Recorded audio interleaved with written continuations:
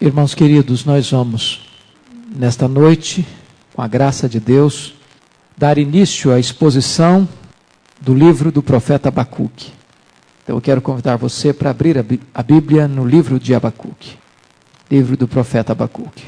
Hoje nós vamos fazer uma introdução deste livro. Nós não vamos propriamente expor nenhum texto, porque entendemos que é preciso contextualizar esse livro, mostrar alguns aspectos peculiares deste livro, as mensagens centrais deste livro, para então, com a graça de Deus, na próxima quarta-feira, nós iniciarmos a exposição propriamente dita. Para introduzir, eu vou ler os versos 1 a 4, e depois então nós trabalharemos essa introdução do livro. Sentença revelada ao profeta Abacuque. Até quando, Senhor, clamarei eu, e tu não me escutarás? Gritar-te-ei violência, e não salvarás? Porque me mostras a iniquidade e me fazes ver a opressão? Pois a destruição e a violência estão diante de mim. Há contendas, e o litígio se suscita. Por esta causa a lei se afrouxa, e a justiça nunca se manifesta. Porque o perverso cerca o justo, a justiça é torcida. Nós vamos meditar hoje sobre o tema o homem, seu tempo e sua mensagem. Embora o profeta Abacuque esteja distante de nós, 2.600 anos aproximadamente, sua mensagem é absolutamente atual. Parece-nos que os tempos mudaram, mas o homem não mudou. Ele continua prisioneiro das mesmas paixões, das mesmas ambições, dos mesmos descalabros morais e das mesmas loucuras. Este profeta levanta sua voz no período que nós chamaríamos do ocaso, do fechar das cortinas da sua nação, ou seja, do reino do sul, o reino de Judá. Judá estava à beira do abismo. E se você perceber, Judá está assim porque retardou o tempo do seu arrependimento. Quando Deus pesou a sua mão sobre o reino do norte, o reino de Israel, permitindo que a Síria dominasse Samaria e levasse embora aquele povo cativo, em 722, Judá poderia ter aprendido aquela lição. Judá poderia ter aprendido com o sofrimento de seu irmão, da nação do norte, do reino do norte. Mas longe de parar para refletir e tirar uma lição, diz a Bíblia que Judá continuou no seu pecado e entrou inevitavelmente no corredor do juízo e da disciplina de Deus. As tempestades pardacentas, borrascosas, já se formavam sobre a cidade orgulhosa de Jerusalém. E porque a cidade de Jerusalém não escutou a trombeta do arrependimento, enfrentou inevitavelmente o chicote da disciplina. O princípio de Deus é o mesmo. O princípio de Deus é arrepender e viver, ou não arrepender-se e sofrer. O homem pode burlar as leis, o homem pode corromper os tribunais, o homem pode esconder seus crimes, o homem pode sair ileso dos julgamentos humanos, porém o homem jamais escapará do juízo de Deus. E o livro do profeta Abacuque nos fala sobre isso. Estou seguro disso, que os temas levantados por Abacuque são os temas das manchetes dos jornais, dos noticiários que chegam à nossa casa todo dia. Precisamos afirmar que Abacuque está nas ruas, sua voz altissonante ainda se faz ouvir. Seus dilemas são as nossas mais profundas inquietações. Suas perguntas que saltam do nosso peito ainda hoje. Estudar Abacuque é diagnosticar o nosso tempo, é abrir as entranhas da nossa alma, é buscar uma resposta para as nossas mais profundas inquietações. Então eu quero chamar a sua atenção para nós olharmos essa introdução. Primeiro ponto, o homem Abacuque. É interessante que você abra o livro e você não sabe nada sobre a sua família, sobre a sua cidade, sobre a sua procedência, sobre a sua posição social, não temos nenhuma informação sobre ele. A única coisa que você sabe dele é que ele é um profeta que formula perguntas e obtém respostas. A única coisa que você sabe dele é que o seu nome é citado apenas 2 vezes na Bíblia e no seu próprio livro. O significado do seu nome talvez nos ajude a entender algumas coisas. Embora o seu nome seja raro e o seu significado incerto, os estudiosos quase que têm um consenso de que Abacuque significa abraço. E Jerônimo, que verteu a Bíblia para o latim, na Vulgata, ele disse que abraço aí é no sentido de abraço de luta. Porque Abacuque foi o homem que lutou com Deus, que entra numa batalha com Deus, em favor do povo.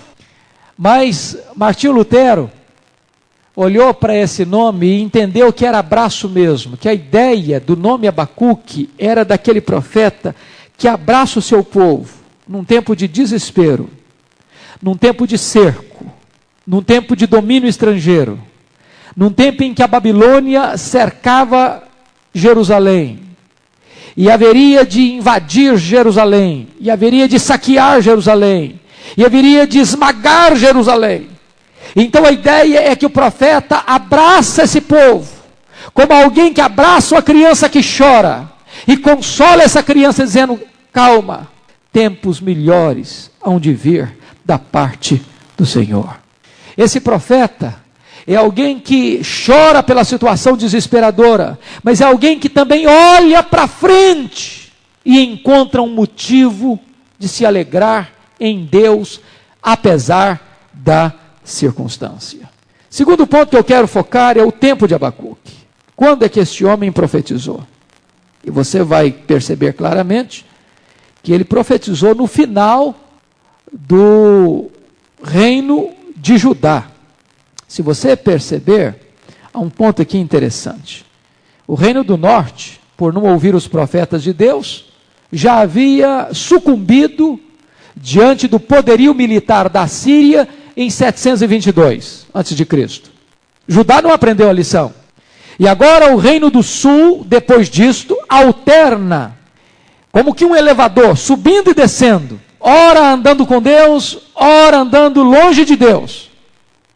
E esta alternância de piedade e rebelião acontecia via de regra, na medida em que um homem piedoso governava, o povo andava com Deus. Na medida em que assumia um rei ímpio, o povo se afastava de Deus. Porque as lições da queda do reino do norte não foram suficientes para abrir os olhos de Judá, nem as reformas religiosas. Preste atenção nisso. É muito importante destacar isso. Houve uma reforma religiosa em Judá, muito próximo da sua queda, do seu desastre. E esta reforma religiosa aconteceu na época do rei Josias, aí por volta de 621. Você se lembra disso?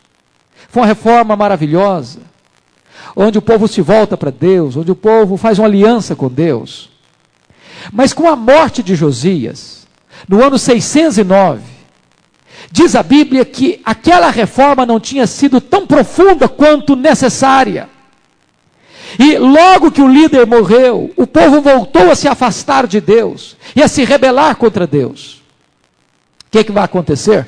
O que vai acontecer é que nesse mesmo período da reforma religiosa, o mapa político do mundo está mudando. Está mudando. Por que está mudando? Porque, na verdade, até então, o grande império que estava dominando o mundo era a Síria. O mesmo que levara Samaria para o cativeiro, que esmagara as nações do crescente fértil, daquela região. Agora, no ano 612, anos depois da morte de Josias, do reavivamento espiritual de Judá, com o governo do seu filho, que era um homem ímpio, também o modelo político está mudando. Por quê? Porque em 612 começa a surgir um novo império, o Império Caldeu, o Império Babilônico. E em 612 a Babilônia esmaga o Império Assírio. Mas estava um outro império também, porque eram 3 grandes impérios na época, a Síria, a Babilônia e o Egito. O Egito então começa a se movimentar, começa a costurar um plano de ataque à Babilônia, que estava se levantando com maior potência mundial. E o faraó Neco marcha com os seus carros blindados para o norte da Síria, atravessando o território de Judá, para resistir o avanço caldeu. E nesta grande batalha, chamada Batalha de Carquemes, a Babilônia impõe sobre o Egito uma fragorosa derrota. E o faraó Neco tem que voltar para sua terra, derrotado, humilhado. E neste momento, Nabucodonosor não perde tempo. Ele aproveita este ensejo para cercar Jerusalém, para subjugar Judá e para dominar o reino do norte. Você sabe que a invasão babilônica em Jerusalém foi em 3 turnos, em 605, em 597 e em 586. A cidade, na verdade, só veio a cair, o templo só foi destruído, as muralhas só foram quebradas e o povo só foi passado ao fio da espada efetivamente em 586. Mas antes disso a cidade já tinha sido rodeada, e em 605, logo depois da vitória sobre o Egito em Carquemes, o rei Nabucodonosor já tinha levado os vasos do templo e já tinha levado também alguns nobres da cidade. Nesta época foi que Daniel foi levado cativo. É nesse período de cerco, ou seja, de derrota da Síria, de derrota do Egito, de cerco de Jerusalém, de ascensão do poderio caldeu, é que Deus levanta Abacuque para profetizar em Jerusalém. Esse é o tempo.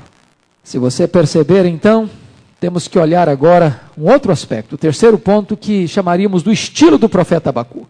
Abacuque era aquele homem entregue às lucubrações, alguém o chamou de um livre pensador entre os profetas, e ele vai ser diferente de todos os outros profetas num aspecto, porque todos os profetas que Deus levantara um profeta para falar à nação, para falar ao povo, ou falar a uma nação estrangeira. Por exemplo, você se lembra que Amós profetizou contra as nações ao redor de Israel e de Judá. Você se lembra que Isaías profetizou contra as nações que estão ao redor de Jerusalém e também contra Jerusalém. Você se lembra, por exemplo, que Obadias profetiza a queda de Edom, que Naum profetiza a queda da Síria. Você percebe que Deus sempre levantava um profeta para trazer uma mensagem ao povo, mas Abacuque não traz uma mensagem ao povo. Ele não se dirige da parte de Deus ao povo, ele se dirige da parte do povo para Deus. Ele é muito mais um intercessor do que um pregador. Na verdade, ele não denuncia o pecado do povo propriamente dito, ele quer entender como que Deus, sendo santo, pode permitir o prevalecimento do mal, sem fazer nada. Essa é a primeira angústia dele. Como Deus? Eu olho para a sociedade, eu olho para a cidade, e a violência prospera, e o mal predomina, a justiça é torcida, o justo é pisado. Eu oro ao Senhor e tu não respondes nada. Na verdade, ele não está questionando o povo, ele está questionando Deus. Na verdade, o grande dilema dele é conjugar a santidade de Deus com o prevalecimento do mal. Na verdade, o grande dilema dele é conjugar o que está acontecendo em Jerusalém com a sua fé neste Deus que é santo e soberano. Por que Deus não age? Por que Deus não intervém? Por que Deus não interrompe o fluxo do mal? Por que Deus não põe um ponto final na violência? Por que Deus deixa o ímpio prevalecer? E ele enfrenta uma outra crise. É que quando Deus resolve responder, a resposta de Deus o abala ainda mais do que o silêncio de Deus. Ele esperava ouvir uma coisa de Deus e escuta outra. E Deus o prepara dizendo o seguinte: olha, o que eu estou preparando vai espantar muita gente, vai retinir nos seus ouvidos. Porque quando você olha para o cenário da Babilônia cercando Jerusalém, depois de ter esmagado a Síria, depois de ter derrotado o Egito, a Babilônia está vindo não pelo seu poder bélico, pela sua conquista militar. Quem está trazendo a Babilônia sou eu, diz o Senhor. E a Babilônia vai ser chicote da minha ira para disciplinar o meu povo rebelde e desobediente. Desta maneira, o estilo do profeta choca, porque na verdade ele está mais falando com Deus do que com os homens. O maior problema de Abacuque não era fazer um diagnóstico da doença de sua nação, mas um estudo do comportamento de Deus. E eu quero dizer para você, querido, que este é o questionamento da raça humana. Dr. Mark Lloyd Jones escreveu um comentário sobre Abacuque, onde ele afirmou que até o começo do século XX, o grande dilema levantado no mundo era a questão de conciliar a fé com a ciência. Ele disse depois, mudou o eixo. Não é conciliar mais a fé e a ciência, mas conciliar a fé e a história. Como é que você entende Deus diante do contexto da Primeira Guerra Mundial? Como é que você entende Deus no contexto da Segunda Guerra Mundial? Como é que você entende Deus no contexto da truculência das guerras? Quando o século XX foi responsável pela maioria das pessoas que foram martirizadas na história da humanidade. Como é que você vai aliar a questão da soberania de Deus, da santidade de Deus, com o ímpio prevalecendo e esmagando o justo? Esta era a tensão do profeta Abacuque. E esta é a tensão do homem contemporâneo. E é por isso que esse livro é tão atual, tão pertinente, tão necessário para os nossos dias. Vamos rever mais um pouquinho, no quarto ponto, a situação política nos dias de Abacuque. Eu só quero recapitular um pouquinho isso para você entender melhor. A situação política era uma situação de muita tensão, de muita angústia, de muito desespero. Abacuque, como um judeu que era, atento que era o que estava acontecendo, ele ficou muito angustiado. Porque naquele tempo você percebe que o cenário político estava mudando muito rapidamente. De repente você tem 3 superpotências mundiais: a Síria, a Babilônia e o Egito. Como que num passo de mágica, de 612 a 605, 2 grandes potências caem. A Babilônia se fortalece, ao ponto da imagem que o profeta Daniel vai descrever no capítulo 2 do seu livro, é que a cabeça de ouro daquela grande imagem é o próprio rei Nabucodonosor. Não é tanta a grandeza de um império, é a grandeza de um rei. Um homem que a sua vontade é a lei.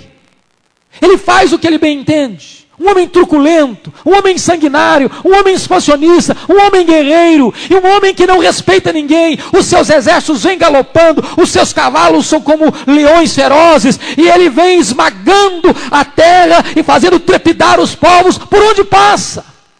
E de repente o profeta abre os olhos e vê que este império megalomaníaco, sanguinário, que ninguém consegue detê-lo, está marchando contra a sua terra. E de repente ele começa a perceber que não é por acaso, é o próprio Deus que está trazendo este reino poderoso, amargo, contra a sua cidade e contra o seu povo. É uma situação politicamente desesperadora. Mas você olha, quinto ponto, a situação religiosa nos dias de Abacuque. O que está acontecendo? Vamos recapitular um pouquinho também. A reforma espiritual ocorrida no período do piedoso rei Josias já tinha acabado. Só ficavam as lembranças.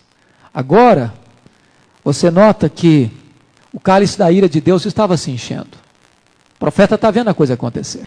E não tardou, e eu não tenho dúvidas disso, que o profeta Abacuque, que era contemporâneo de Jeremias, viveu as mesmas tensões de Jeremias. Você se lembra disso? Como Jeremias andou pelas ruas, alertando Judá. Depois que a crise tornara-se irreversível, o juízo de Deus estava lavrado, o profeta Jeremias conclamou o rei de Judá a se render ao rei da Babilônia. Ele não quis se render. E Jeremias viu a invasão de Jerusalém. Se você ler Lamentações, você vai entender o contexto da dor, do sofrimento que está passando o coração de Jeremias e de Abacuque. Porque Nabucodonosor cercou Jerusalém. Houve fome, houve sede, houve desespero dentro dos muros. Ninguém podia sair. De repente as pessoas passaram tanta fome que elas começaram a comer carne humana. Ao ponto do profeta Jeremias dizer que os que morreram à espada foram mais felizes do que aqueles que morreram de fome dentro das muralhas. De repente, quando não tinha mais resistência, Nabucodonosor entrou, quebrou os muros, destruiu o templo de Salomão, passou o fio da espada, os homens. Os jovens eram como lama nas ruas, pisados, trajados.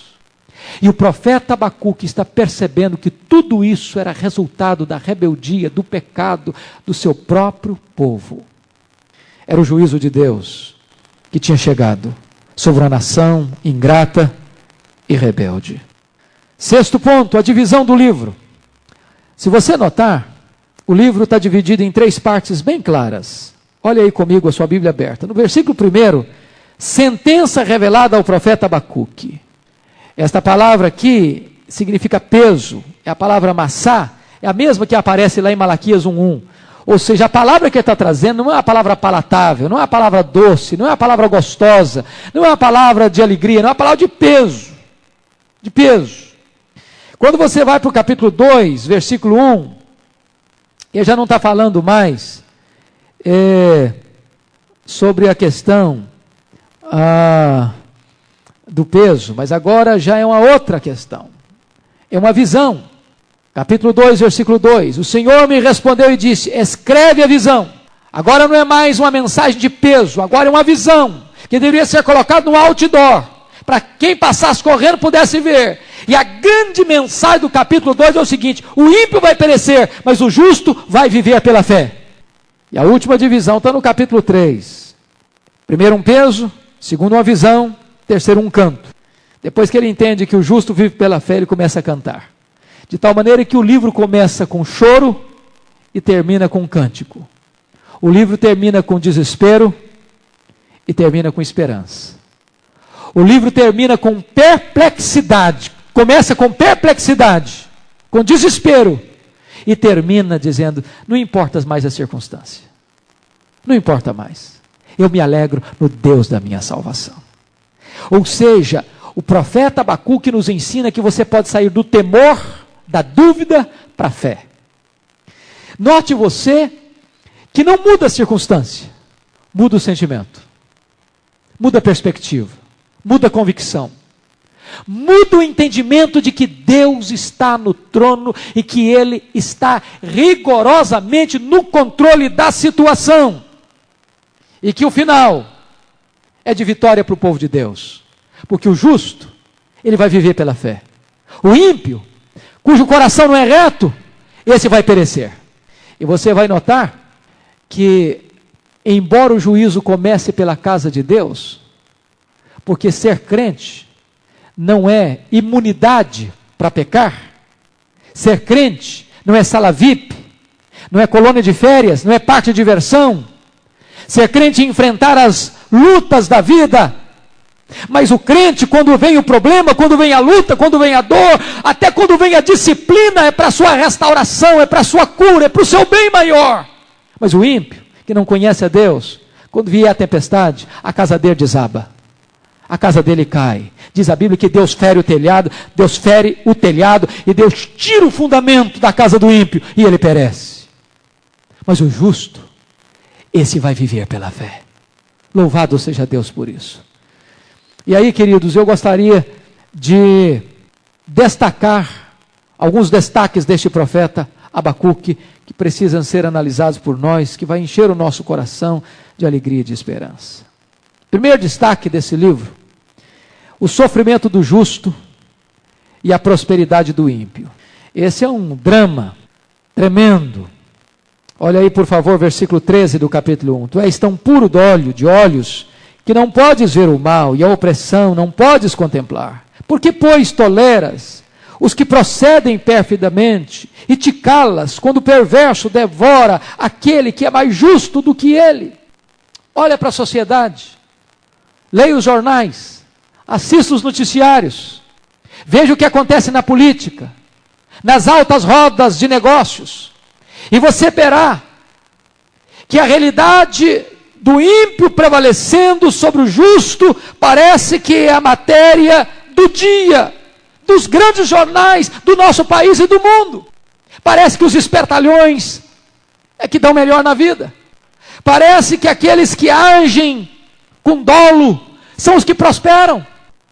Aquele que trabalha honestamente, aquele que é honrado, aquele que segue os princípios e obedece às normas absolutas, parece que geme debaixo do chicote, parece que enfrenta as maiores adversidades, parece que tudo tem dificuldade no seu caminho. Esse é o dilema desse profeta. Esse dilema não foi só dele, esse dilema foi enfrentado por Jó, esse dilema foi enfrentado por Asaf, que chegou ao ponto de, num dado momento da sua vida, quase que invejar o ímpio, porque o ímpio prosperava, porque o ímpio tinha saúde, porque o ímpio tinha amigos, porque o ímpio era aplaudido, e ele, servo de Deus, andando com Deus, era castigado, era afligido a cada manhã. Só que chegou um momento em que os seus olhos se abriram. Ele percebeu que o ímpio seria desamparado de uma hora para outra, que a vida do ímpio seria transtornada de uma hora para outra, que ele entraria em colapso de uma hora para outra. Mas ele, embora pobre, tinha o maior de todas as riquezas. Deus era a sua herança, Deus era a sua riqueza. E quando o ímpio entrasse em colapso, ele teria uma vida permanente, duradoura e eterna de felicidade com este Deus. Se você notar, Abacuque, tal como Jó, não tentou resolver o problema do mal apelando para a vida, para o pós-vida. Ele queria uma resposta aqui e agora. É bem verdade que Jó questiona a questão do sofrimento na vida particular, e Abacuque questiona a questão do sofrimento de uma forma geral, coletiva. Se você notar, a resposta de Deus traz mais angústia, mais problemas teológicos e morais para o profeta, visto que a cura de uma invasão babilônica é pior do que a enfermidade do pecado de Judá para ele. E eu vou olhar isso daqui a pouquinho, com mais vagar com vocês. Se você perceber, o drama de Abacuque tem a ver com a teologia nacional de Israel que entra em crise. Note aqui um ponto. Por que Israel entrou em crise? Irmãos, quando alguém tem uma teologia ruim, ele vai sofrer. Vai sofrer. Porque ele vai criar expectativas que vão ser frustradas. É por isso que quando você abraça uma teologia boa, você abraça uma teologia bíblica, você abraça uma teologia correta, você tem toda a possibilidade de ser mais feliz na vida. Qual era a teologia que reinava em Israel e em Judá? Era a teologia de que Deus sempre, em qualquer momento, em qualquer circunstância, estaria do lado de Judá, do lado do povo, não importando a vida que o povo levava, Deus tinha a sede do seu trono em Sião, em Jerusalém, e enquanto o templo de Jerusalém estivesse fincado naquela terra, eles venceriam os seus inimigos. Deus estava do lado deles, por que desse e viesse, não importando o estilo de vida que eles estivessem vivendo. Leia o profeta Jeremias capítulo 7, você verá isso claramente. Teologia errada, teologia errada. Deus nunca prometeu estar do lado do seu povo para defendê-lo quando este povo está entregue e rendido ao pecado. Nunca. Aliás, eles precisavam entender aquilo que mais tarde Pedro vai escrever, que o juízo começa pela casa de Deus. Quando um crente peca, o pecado do crente é mais grave, é mais hipócrita e é mais danoso do que o pecado do ímpio. Por quê? É mais grave porque o crente peca contra o maior conhecimento. É mais hipócrita porque o crente condena o pecado em público, mas o pratica às vezes em secreto. E é mais danoso porque quando o crente cai, o escândalo é maior. E desta maneira, Judá tinha construído uma teologia de que não importava a situação, Deus estaria necessariamente do lado deles. Estava errado isso. Segunda ênfase, que precisa ser analisado, o fortalecimento econômico e bélico das superpotências mundiais. Versículos 6 a 11. Você vai notar que não mudou. O mundo vive esta alternância de poder. Sempre alguém esteve no comando do poderio econômico e militar no mundo. Agora, uma coisa é verdade. Aqueles que hoje estão em cima, amanhã vão cair. Porque aqueles que sobem ao poder esmagam o fraco, pisam o inocente. E olha a história mundial. Como é que os impérios se fortaleceram?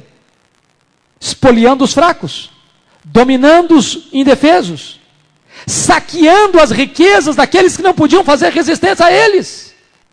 Ainda hoje é assim. Os métodos talvez mudaram. Mas como é que as nações mais poderosas da terra hoje alcançaram riquezas tão grandes, explorando as fracas, surrupiando as riquezas daqueles que não podem lhes fazer resistência, fazendo empréstimos concessivos a juros escorchantes, como lá na pequena história de Israel, e daqui a pouco o camarada tem que vender até a própria alma para pagar a dívida. Não foi diferente naquele tempo. Não foi diferente naquele tempo. É por isso que a Babilônia agora está se fortalecendo, está se tornando um grande império bélico e econômico, uma superpotência mundial que vai invadir as outras terras ao redor que não poderão fazer resistências a ela. Nesta época em que você fala tanto de paz e tanto de democracia, ainda hoje se gasta mais com a guerra. Se fala tanto em respeito aos tratados internacionais e se gasta mais dinheiro em armas de destruição do que em proteção e provisão para os necessitados. Terceiro ponto, as guerras truculentas. Irmãos queridos, você vai notar, a partir dos versículos 6 a 11, aí do capítulo 1, que o domínio naquele tempo era mediante a força. O mais forte dominava o mais fraco. Quem tinha mais poder militar, quem tinha mais armas, quem tinha mais exércitos, quem tinha mais força, quem tinha mais poder, conquistava o mais fraco. Os historiadores dizem que desde 1789, com a queda da Bastilha, não houve um ano sequer sem que pelo menos duas nações no mundo estivessem em guerra. É interessante notar isso. Um grande analista político, chamado Fritjof Capra, disse que enquanto as nações mais ricas estão investindo cada vez mais em armas, mais de 15 milhões de pessoas morrem todo ano de fome no mundo. Enquanto as nações mais ricas estão gastando fortunas astronômicas em armas de destruição, cerca de 40% da população mundial não tem acesso aos serviços profissionais de saúde. Enquanto mais de 50% dos cientistas disponíveis no mundo hoje estão envolvidos com fabricação de armas de destruição, nós estamos vendo que mais de 1 bilhão de pessoas no planeta estão sem água potável disponível. O quadro de Abacuque é o quadro de hoje, é a realidade do agora. Quarto ponto de destaque, a decadência dos grandes impérios. Olha capítulo 2, versículo 14. Quando o profeta vai falar o seguinte: pois a terra se encherá do conhecimento da glória do Senhor, como as águas cobrem o mar. Tudo que sobe, cai. Todo o império que um dia esteve em cima, fazendo uma viagem para o vértice da pirâmide, vai fazer uma viagem rápida, uma queda vertiginosa para a base desta pirâmide. Os soberbos impérios que governaram o mundo com truculência caíram e se cobriram de opróbrio. Onde está a Síria? Onde está a Babilônia? Onde está o Império Medo-Persa? Onde está o Império Grego? Onde está o Império Romano? A Bíblia diz que Deus é quem levanta reis e destrona reis. Os reinos deste mundo passarão. Aliás, a história da humanidade está repleta dos destroços de grandes potências que julgavam-se indestrutíveis. O profeta Abacuque está dizendo uma coisa maravilhosa. Só tem um reino que não vai cair. Só tem um reino que nunca ninguém vai derrubá-lo. É o reino de Deus. E quando este reino for plenamente estabelecido, então a terra se cobrirá da glória do Senhor, do conhecimento do Senhor, como as águas cobrem o mar. Os reinos passarão, mas o reino de Cristo permanecerá eternamente. Eternamente louvado seja o Senhor. Quinto lugar, a vitória final e retumbante do reino de Deus. O reino de Cristo será como a pedra que encherá toda a terra. Esta foi a visão que Deus deu, mostrando a Daniel, dentro da linguagem lá do seu livro. Lembra da estátua de Daniel? Cabeça de ouro, tórax de prata, quadris de bronze, as pernas de ferro e os dedos de ferro e barro. E o que representava esta figura tão estranha do capítulo 2 de Daniel? A cabeça de ouro era a Babilônia, o peitoral com 2 braços De prata era o Império Medo-Persa, porque dois braços, dois reinos, os medos e os persas. Os quadris de bronze, o Império Grego. As pernas de ferro, o Império Romano. Mas diz o texto que de repente uma pedra não lavrada por mãos desce, cai sobre esta estátua nos seus pés, que eram de ferro e barro, e a estátua inteira vira pó.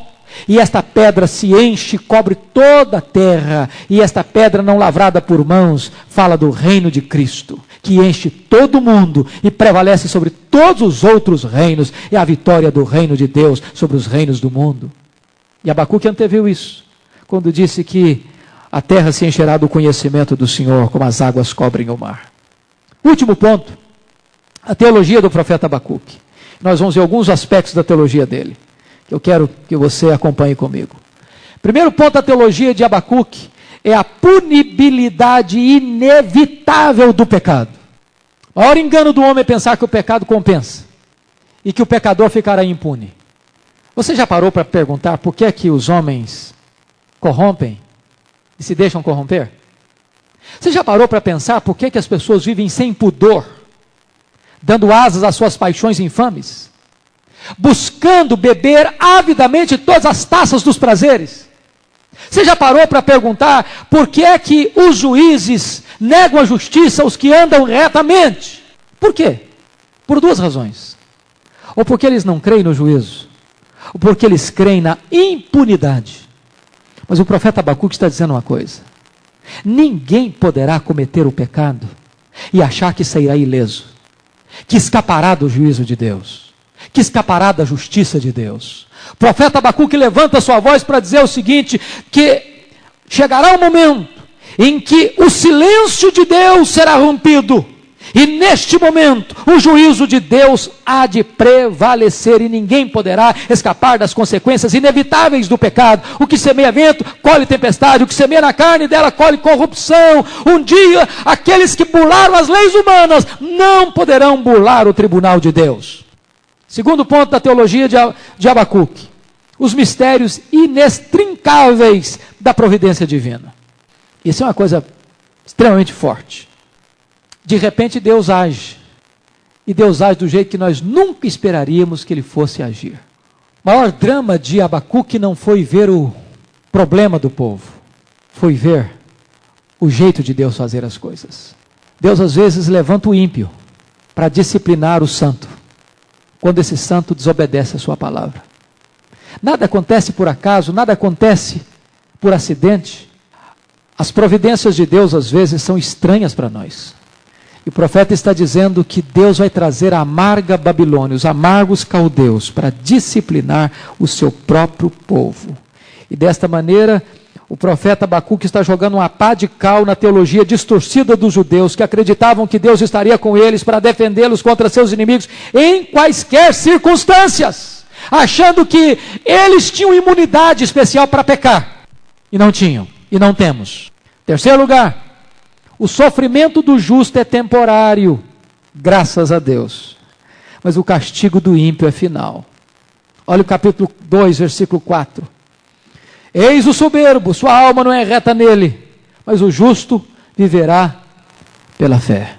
Irmão querido, preste atenção nisso. Se você está sofrendo hoje, por circunstâncias várias, o sofrimento, nós temos que entender algumas coisas muito importantes. Nem todo sofrimento é castigo de Deus. Porque se fosse assim, nós teríamos que pensar que Jesus estava debaixo do castigo de Deus. Porque a Bíblia diz em Hebreus que Jesus aprendeu pelas coisas que sofreu. O sofrimento é um instrumento de Deus na nossa vida. É um dos mais poderosos instrumentos pedagógicos de Deus na nossa vida. Mas há um sofrimento, e esse é o caso aqui, que ele foi proposital, como ato disciplinador de Deus. O fato de você ser filho de Deus não isenta você de sofrer. Mas se você é filho de Deus, Deus há de disciplinar você. E graças a Deus que Deus nos disciplina. Porque somos filhos. Só que quando Deus nos disciplina por uma finalidade positiva e boa. A nossa cura, a nossa restauração, a nossa salvação. Da mesma maneira que Deus mandou a Babilônia sobre Judá, Deus curou Judá. Deus salvou Judá, Deus restaurou Judá. E porque a Babilônia não se arrependeu, não se quebrantou, achou que ela era a sua própria Deus, achou que o poder emanava dela mesma, Deus a quebrou, sem que houvesse cura. Então, para o justo, o sofrimento é temporário, é passageiro. Está lá no Salmo 73. Mas para o ímpio não haverá cura, porque não houve arrependimento. Quarto lugar, a santidade de Deus exige o castigo do mal, começando com o seu próprio povo. Note isso, irmão. Deus começa a julgar a igreja. Antes de Deus descer a sua mão onipotente de juízo sobre a Babilônia, Deus disciplinou Judá.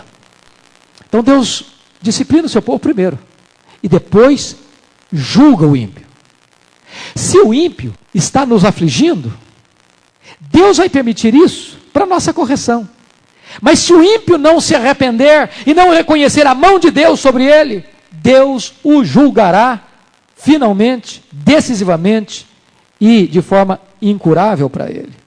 Quinto lugar, quinta lição da teologia de Abacuque. Enquanto o soberbo é destruído pelo seu pecado, o justo viverá pela sua fé. Abacuque 2,4 talvez seja um dos textos mais importantes do Antigo Testamento. Esse texto, o justo viverá pela fé, que está no capítulo 2, versículo 4, é repetido 3 vezes na Bíblia, no Novo Testamento. Em Romanos 1,17, em Gálatas 3,11 e em Hebreus 10:38. O justo viverá pela fé foi a base da teologia de Paulo.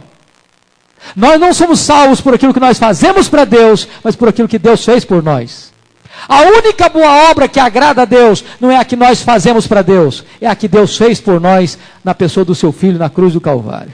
Justo viverá pela fé foi a base da reforma, foi a grande bandeira da reforma. É a base da nossa esperança. Não importam as lutas, não importam as crises, o justo rompe pela fé. Ele vive pela fé. Ele não vive pelo que vê, ele não vive pelo que sente, ele não vive pela circunstância, ele vive pela fé. Sexta teologia que Paulo menciona, e penúltima.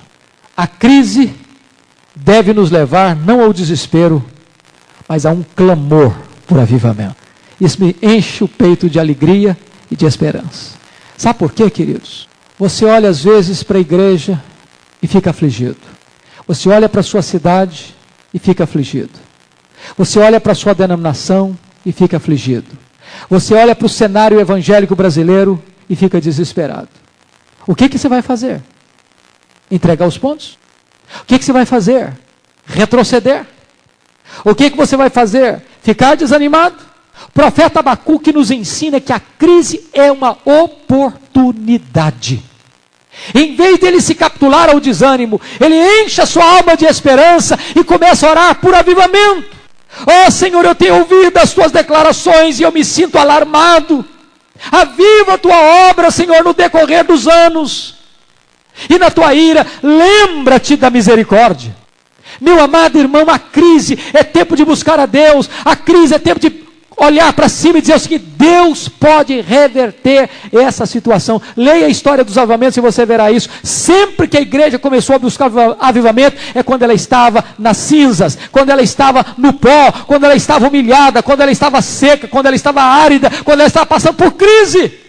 Eu espero em Deus que a crise seja uma oportunidade para nos voltarmos para Deus, como disse o profeta Joel. Ainda assim, agora mesmo, convertei-vos ao Senhor de todo o vosso coração. Rasgai não as vossas vestes, mas o vosso coração, e convertei-vos ao Senhor com pranto, com choro, com jejum e com lágrimas. Fazei um ajuntamento solene, tocai a trombeta em Sião, ajunte os sacerdotes, ministros do Senhor, para chorarem, ajunte os anciãos, ajunte os jovens, o noivo, a noiva, as crianças, e haverá depois dessas coisas, que o Senhor vai derramar do seu Espírito sobre toda a carne. Então eu creio nisso, irmãos, que a crise deve nos levar a buscar o Senhor um tempo de cura e de restauração. Finalmente, último ponto para encerrar, da ênfase da teologia de Abacuque. Quando o mundo ao nosso redor entra em colapso, ainda assim, podemos nos alegrar em Deus. Capítulo 3, versículo 17 e 18, o profeta diz: ainda que a figueira não floresça, nem haja fruto na vide, o produto da oliveira minta, e os campos não produzam mantimento, as ovelhas sejam arrebatadas do aprisco, e nos currais não haja gado. Todavia eu me alegro no Senhor e exulto no Deus da minha salvação. Eu não sei que tamanho de crise você possa estar vivendo, mas não há crise maior do que essa descrita pelo profeta. Para onde ele olha, tem desolação.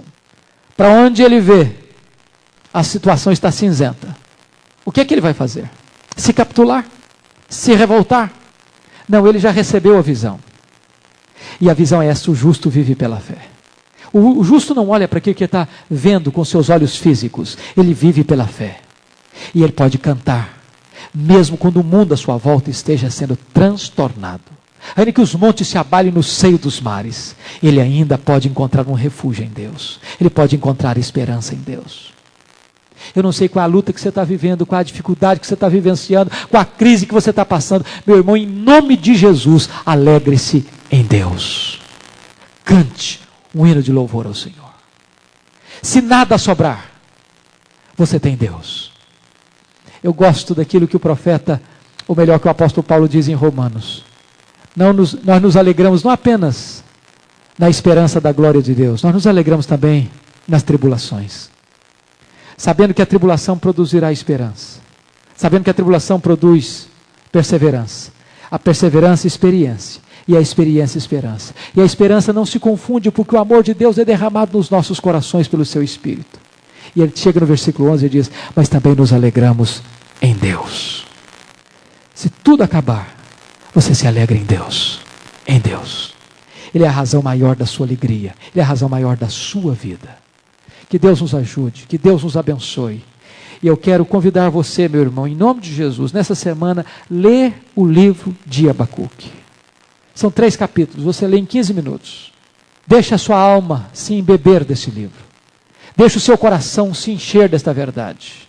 E eu gostaria que você pudesse então estar aqui quarta-feira que vem, para nós entrarmos na exposição desse livro. Pedir graça ao Senhor para encher a nossa alma de esperança nesses dias em que vivemos. Nós vamos orar ao Senhor. Eu quero convidar você para vir aqui à frente orar comigo. O profeta Abacuque foi um profeta intercessor. O profeta do abraço. O profeta que acolheu os aflitos. Que questiona com Deus. Que espera de Deus uma intervenção. Que espera de Deus algo milagroso. E que mesmo que as circunstâncias ao seu redor estejam cinzentas, ele encontrou motivo de se alegrar no seu Deus. Nós temos causas para apresentar a Deus, nós temos dificuldades para serem vencidas, necessidades para serem atendidas, nós temos dores para serem curadas, enfermidades para serem saradas, nós temos causas para apresentarmos junto ao trono da graça, e nós vamos fazer isso nesta noite. Senhor Deus, nosso Pai, Tu és o nosso refúgio e Tu és a nossa esperança. Tu és o Deus vivo, o Deus todo-poderoso. Tu és o Senhor da história. Tu estás assentado na sala de comando do universo. Não existe acaso para Ti. Não existe coincidência, não existe determinismo cego. Existe uma providência soberana, livre, sábia, cheia de amor. Às vezes, Senhor, nós somos tomados por muitos medos, por muitos sustos, por muitas angústias, até por desespero existencial. Nós não somos diferentes do Teu servo do passado, Abacuque. O mundo que está à nossa volta nos assusta, Senhor. A situação presente nos incomoda, meu Deus. Os noticiários nos enchem o peito tantas vezes de angústia e de perguntas que não temos respostas que saciem ou que aquietem a nossa mente. Mas, Senhor Deus, nós queremos nos colocar na torre de vigia nesta noite. Nós queremos uma resposta da Tua parte. Muitas vezes, Senhor, essa resposta vai nos assustar. Muitas vezes essa resposta vai nos afligir. Mas uma coisa nós queremos descansar, Senhor, é que Tu és soberano. É que Tu és o nosso Deus, que Tu és o nosso Pai. E que o justo vive pela fé. Ó Deus, em nome de Jesus, aquieta a nossa alma nesta noite. Tu conheces o Teu povo. Tu sabes a necessidade da Tua igreja. Tu sabes a causa que cada um traz ao Teu altar nesta noite, Senhor. Oh meu Deus, nós não temos respostas humanas. Nós não temos capacidade humana para trazer, ó Deus, aquilo que vai aquietar a alma, Por isso nós precisamos de algo que venha da tua parte. Dá-nos, ó Senhor, esta palavra da tua parte, como tu deste a Abacuque. Aquieta o nosso coração, faz sossegar a nossa alma. Ó Deus, nós precisamos nesta noite do teu abraço, do teu aconchego, de nos agasalharmos debaixo das tuas asas, de ouvirmos a tua voz, de recebermos o teu consolo, de recebermos o teu refrigério, de recebermos a tua segurança, Senhor. Ó Deus amado, olha para aquele que está triste nesta noite, enxuga suas lágrimas, Senhor. Olha para aquele, meu Deus, que está afligido, e abra uma porta, meu Deus. Olha para aquele que está enfermo, Senhor. E nós reafirmamos a nossa confiança em Ti. Tu és poderoso para curar o enfermo, porque em Ti há todo o poder. Tu és o Deus que sara as nossas enfermidades. Tu és o Deus que perdoa as nossas iniquidades. Tu és o Deus da nossa esperança. Meu Deus, aqueles que estão passando por lutas na família, socorre em nome de Jesus. Aqueles que estão passando por aridez espiritual, num deserto espiritual, Senhor, ó Deus, manda a chuva serôdia do Teu Espírito, faz reverdecer a nossa alma, Senhor, para que ela possa se alegrar em Ti, como o profeta no passado se alegrou em Ti. Meu Deus, muda as disposições da nossa alma, para que em vez de lamento, de choro, haja alegria, haja um cântico nos nossos lábios. Nós queremos sair nesta noite, Deus, da dúvida, do desespero para a fé, para a alegria, para o cântico, um cântico de vitória. Não permita que sejamos como aqueles que não Te conhecem, Senhor. Porque aqueles que não Te conhecem também celebram cânticos quando tudo está bem na sua vida. Mas dá-nos a fé, dá-nos a confiança de Abacuque, para dizer o seguinte: ainda que a figueira não floresça, ainda que não haja fruto na vide, ainda que o curral esteja vazio de ovelhas, ainda que o produto da oliveira minta, ainda assim eu me alegrarei no Deus da minha salvação. Aleluia, louvado seja o Teu nome. Nos ajude a cantar, Senhor, quando as coisas ainda não mudaram à nossa volta. Nos ajude, Deus, a celebrar um hino de vitória ao Senhor, quando o mundo está cinzento à nossa volta. Põe os nossos olhos em Ti, Senhor. Tu és o Deus da nossa esperança, Tu és o nosso refúgio, Tu és a nossa fortaleza, Tu és o nosso consolador. Nós Te exaltamos nesta noite, nós Te glorificamos nesta noite, e nós Te pedimos que a Tua palavra entre na nossa alma, e cure a nossa alma, e restaure a nossa alma, e faça reverdecer tudo que há dentro de nós, para a glória do Teu próprio nome. Em nome de Jesus, para a glória de Jesus. Amém. Glória a Deus, amém.